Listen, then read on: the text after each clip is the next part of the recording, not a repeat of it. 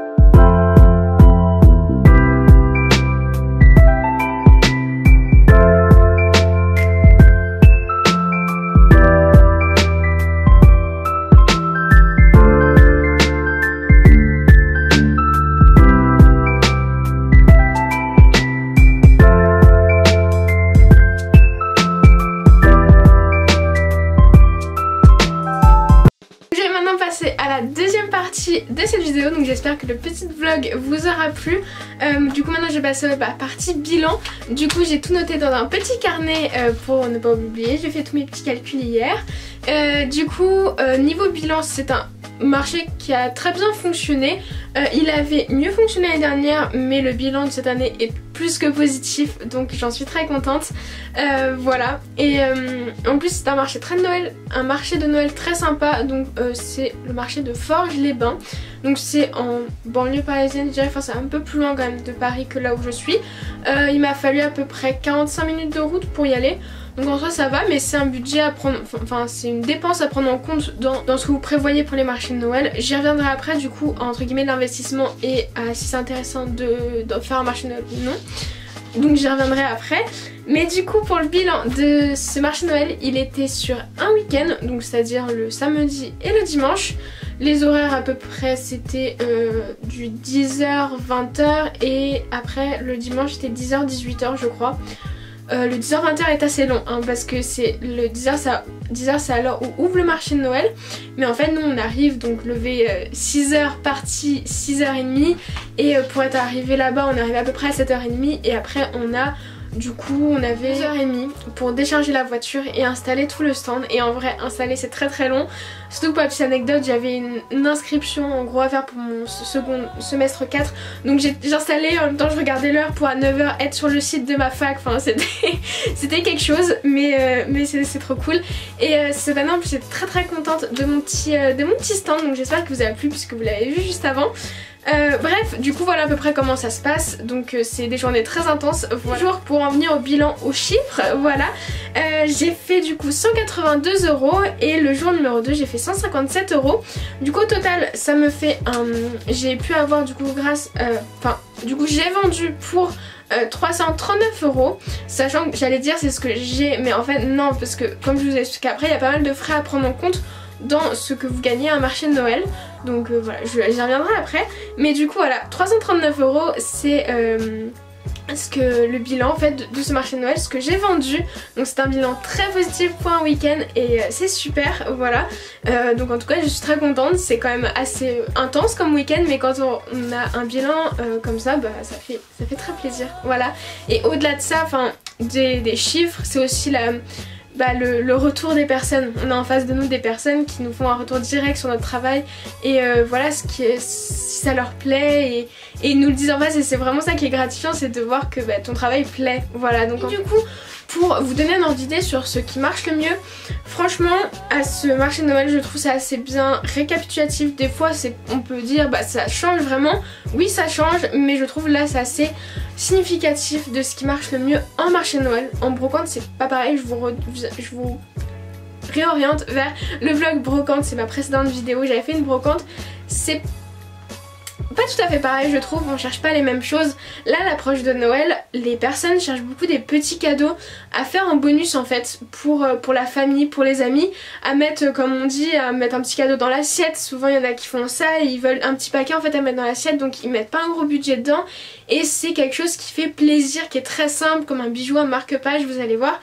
Et d'ailleurs donc ce que j'ai le plus vendu c'est les marque-pages, j'en ai vendu 27 puisque du coup je réalise en plus des marque-pages Fimo etc les petits marque-pages en fait ou porte-clés avec tout simplement un cabochon et par exemple marqué merci maîtresse, joyeux Noël papa, joyeux Noël maman, pour toute la famille. Il y en a aussi pour les infirmières, enfin voilà, plein de petits mots comme ça, vraiment personnalisés du coup à la personne à qui vous l'offrez, et c'est vraiment quelque chose qui plaît énormément. Donc c'est pour ça que là on avait tout un stand avec énormément de porte-clés marque-pages comme ça, et du coup c'est vraiment quelque chose qui plaît énormément pour des personnes, parce que voilà la gourmandise, même si maintenant je m'étale un petit peu et je fais voilà des bijoux un peu plus qui s'éloignent de la gourmandise, plus abstrait, un peu plus peut-être chic, moins fantaisie en fait. Ça peut pas forcément plaire à tout le monde, mais ça c'est vraiment une petite attention en fait qui est assez simple et du coup qui attire beaucoup. Du coup voilà pourquoi il y a beaucoup de marque-pages et de porte-clés. Donc il y a 27 marque-pages qui sont partis, 16 porte-clés, 11 paires de boucles d'oreilles. D'ailleurs je t'en donne parce que c'est beaucoup des boucles d'oreilles de nouvelles collections que j'ai réalisées, donc plutôt dans la gourmandise mais beaucoup plus des formes géométriques, travaillées au niveau des formes etc, avec mes nouveaux emporte-pièces par exemple. Du coup j'étais trop contente. Ensuite il y a 2 colliers, 2 parures, donc parure c'est collier plus boucle d'oreille, et un bracelet Miyuki. Voilà, j'avais pas fait énormément de Miyuki cette année, j'ai pas pu en faire énormément avant le marché Noël, j'en ai fait 2 ou 3. Du coup il n'y en avait pas beaucoup, donc ça explique aussi quand vous avez moins de choses, forcément ça part moins parce que on le voit moins, c'est moins mis en valeur. Donc voilà, il y a des années où j'avais fait énormément de Miyuki, où du coup les Miyuki ça marchait du tonnerre, l'année dernière notamment.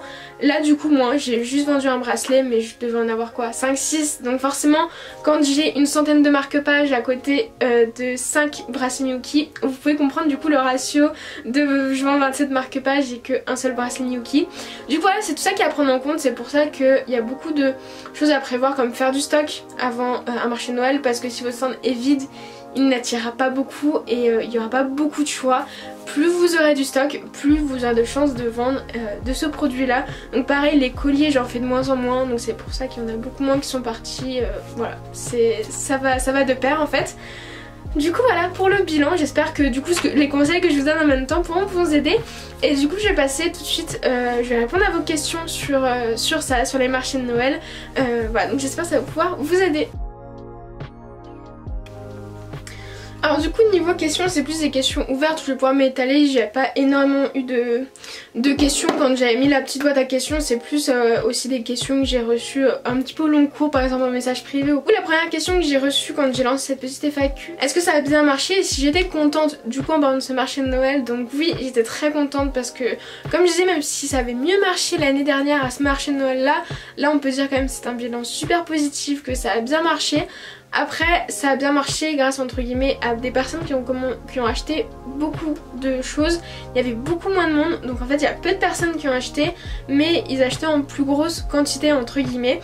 Donc c'est ce qui m'a permis du coup de vendre un petit peu plus et d'avoir un bilan positif. Mais en tout cas j'étais très contente parce que malgré ça il y a le bouche à oreille, et ça aussi c'est un point à prendre en compte dans votre bilan.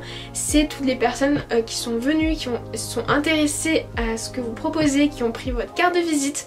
Conseil d'ailleurs, donc bien exposer vos cartes de visite partout sur le stand et en mettre dans chaque pochon où du coup vous vendez un bijou. Moi je rajoute toujours une petite carte de visite parce que du coup à la personne à qui ça va être offert, bah du coup la personne que vous achetez vous connaît et a potentiellement déjà pris votre carte de visite, mais la personne à qui elle va sûrement l'offrir, parce que surtout au marché de Noël c'est pour faire des cadeaux.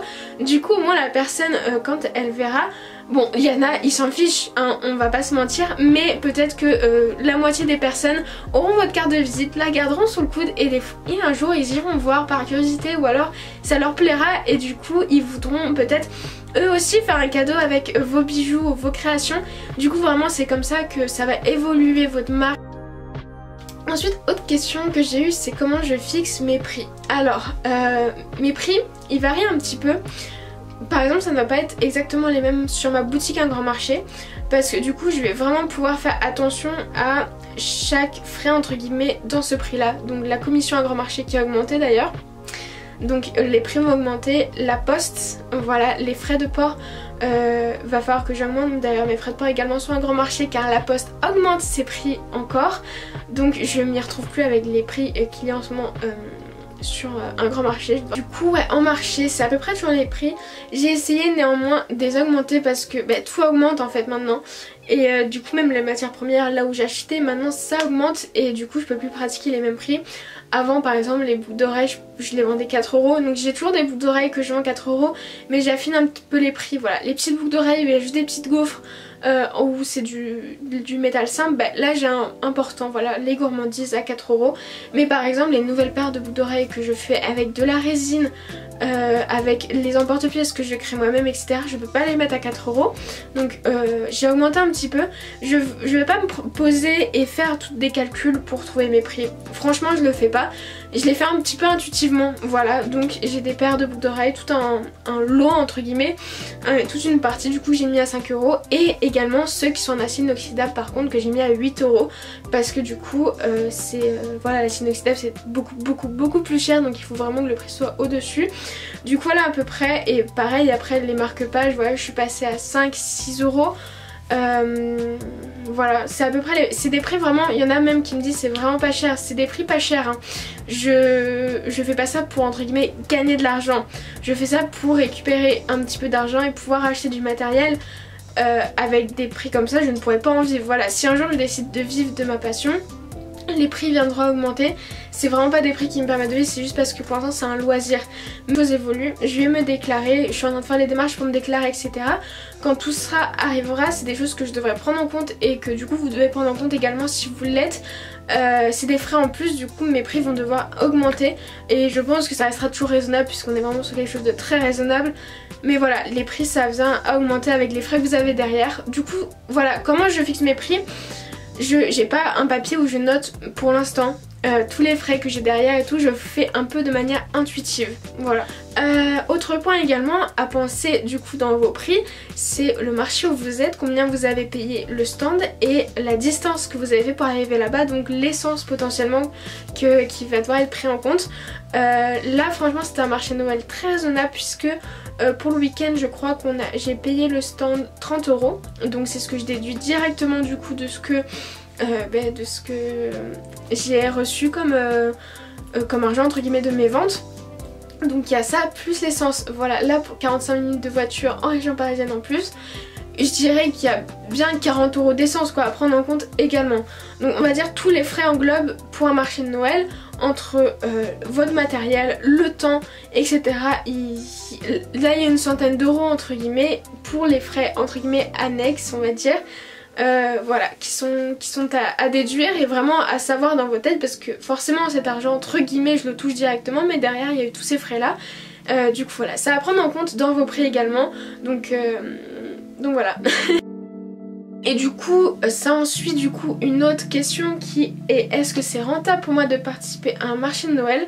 Et donc vraiment ça va être là, ce marché de Noël a été rentable pour moi puisque voilà, le stand est à 30 €, ça reste raisonnable, j'ai pas dû faire des kilomètres pour y aller non plus et le bilan derrière est positif. Par contre on peut jamais être sûr qu'un marché va être rentable ou non, c'est déjà arrivé des marchés de Noël où bah voilà, on ne sait pas forcément où on va. Un marché de Noël il y a quelques années où c'était dans une petite salle communale un peu, on avait connu ça par hasard.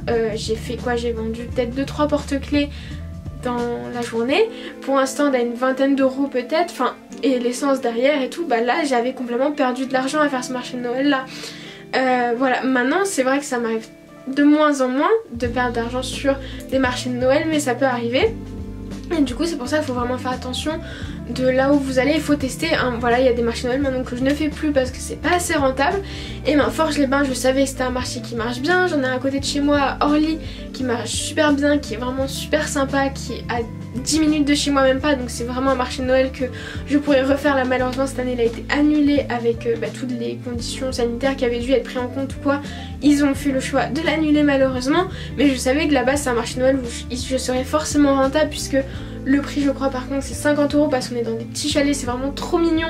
Mais ce qui fait qu'il y a du monde, il y a des activités, c'est un marché de Noël qui est vivant et en plus je suis pas loin donc je sais que c'est un marché de Noël qui va m'être rentable parce que ça va faire bouger du monde, il y a du monde qui va venir voir, même si ça va faire du bouche à oreille etc. Donc là voilà c'est rentable, mais voilà faut prendre tout ça en compte, faut pas aller... faut pas parce que vous trouvez un marché de Noël s'il est à 100 km de chez vous, ce sera difficilement rentable. Il faut savoir un petit peu aussi où vous allez aller. Du coup voilà, c'est tout ça à étudier vraiment, et aussi le prix de la place.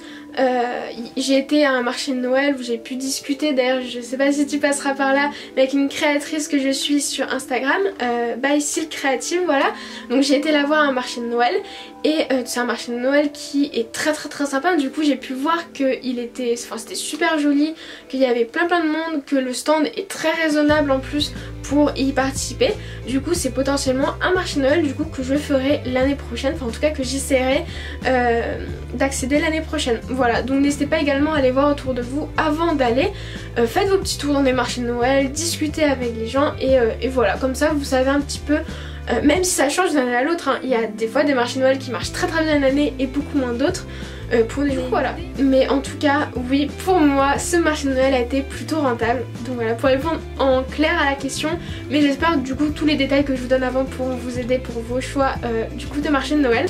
Du coup je voulais rajouter également une petite précision puisqu'en discutant avec Marie, donc Creative Addict, des marchés de Noël et tout, elle me demandait du coup à peu près quand il faut s'y prendre pour s'inscrire. il faut être à l'affût en fait autour de chez vous du coup de toutes les annonces par exemple sur Facebook qui vont se faire, sur les sites des mairies etc. Surtout là que vous allez pouvoir voir les annonces, vous renseigner et généralement les inscriptions vont commencer vers l'été. J'ai déjà lancé des inscriptions août, juillet, septembre, voilà ça commence. Si vous voulez aller à des marchés de Noël, être pas à coup sûr, vous serez pas pris aussi, c'est ça qu'il faut dire, c'est que vous serez pas pris à coup sûr dans le marché de Noël. Généralement, les personnes qui organisent cela, déjà il y a une place limitée et ils essayent qu'il n'y ait pas des stands identiques qui font, donc vous allez envoyer un dossier entre guillemets, enfin je sais pas si ça se fait à tous mais en tout cas ça m'est arrivé pour la plupart des marchés de Noël d'envoyer un dossier avec des photos de mes créations pour tu dois dire en fait ce que tu vas proposer au marché de Noël. Vous avez des chances qui vous disent bah non, il y a par exemple déjà 2-3 stands comme vous, on pourra pas vous prendre ou quoi. Donc voilà, c'est pour ça qu'il faut s'y prendre tôt. Généralement c'est aussi les premiers arrivés, les premiers servis, voilà, ceux qui sont déjà inscrits au plus tôt, ben voilà, si vous arrivez après et vous faites la même chose, ils vous prendront pas. C'est pour ça qu'il faut être assez à l'affût très tôt, donc dès l'été je vous conseille de vous renseigner sur les marchés de Noël qui vont être prévus aux alentours de chez vous, c'est pas... Bref, voilà. Pour les conseils, j'espère vraiment que ça pourra vous aider pour vos marchés de Noël etc. N'hésitez pas si vous voulez voir encore plus. Il y a 2 ans je crois j'avais fait vraiment toute une série, j'avais fait 3 vidéos parce que j'avais fait 3 marchés de Noël. À chaque fois j'avais filmé 2 vidéos sur les marchés de Noël, donc je vous invite à aller voir ça, je vous mettrai dans le petit juste ici. Et voilà, maintenant j'espère vraiment que cette vidéo vous aura plu. J'espère poster cette vidéo avant la nouvelle année, donc si j'y arrive je vous souhaite à tous une très joyeuse nouvelle année, voilà, une bonne année et une bonne fête, un bon réveillon du nouvel an, voilà, j'espère que vous avez passé de joyeuses fêtes de Noël, voilà, cette vidéo vous aura plu, je vous retrouve j'espère très bientôt dans une nouvelle vidéo. En attendant prenez soin de vous, je vous retrouve sur Instagram juste ici où je suis beaucoup plus active si vous voulez en voir encore plus. Je vous retrouve également sur mes boutiques, tous les liens sont en barre d'infos pour retrouver mes bijoux et tout le matériel, les moules, les emporte-pièces, etc.